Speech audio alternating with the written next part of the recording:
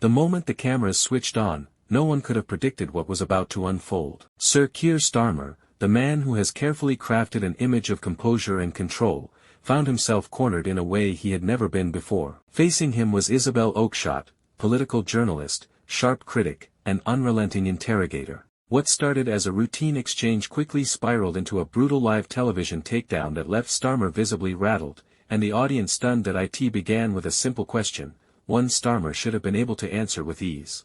Oakeshott pressed him on Labour's shifting stance, calling out contradictions in his promises and the constant U-turns that have haunted his leadership. But instead of offering clarity, Starmer hesitated. That pause was all Isabel needed. Like a hunter spotting weakness, she moved in, striking with precision. If you can't even keep your story straight, how can the country trust you with power? She demanded. The tension in the studio grew thicker with every second. Starmer tried to regain his footing, leaning on rehearsed lines about responsibility and unity. But Isabel wasn't having it. With receipts in hand, she pulled out past quotes, direct contradictions that exposed his inconsistencies for all to see. The audience gasped, commentators watched in disbelief. Starmer wasn't just debating, he was on the defensive, floundering against relentless fact-checks. What made the exchange so devastating was not just Isabel's research, but her ability to peel back the polished image Starmer has built.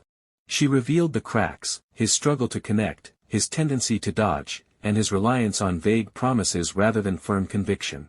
Every attempt he made to fight back only made him look more fragile, more unprepared, and more humiliated in front of a live audience, and then came the bombshell moment, the question that shattered his composure entirely. Isabel leaned in and asked, "Sir Keir, isn't the truth that you'll say whatever it takes to get into number 10, even if it means betraying the very voters you claim to represent?" The words hung in the air like a dagger. Starmer froze.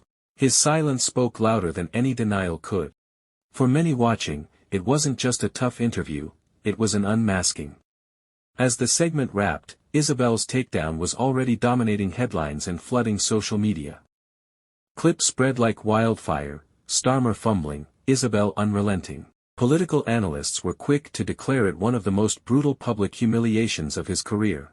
But beyond the spectacle, it raised deeper questions about Labour's credibility, its direction, and whether Starmer truly has the strength to lead, because if he couldn't withstand one journalist's fire on live television, how would he survive the ruthless battlefield of national politics? And perhaps the most haunting question of all, was this just a crack in Starmer's image, or the beginning of a collapse that could cost him everything?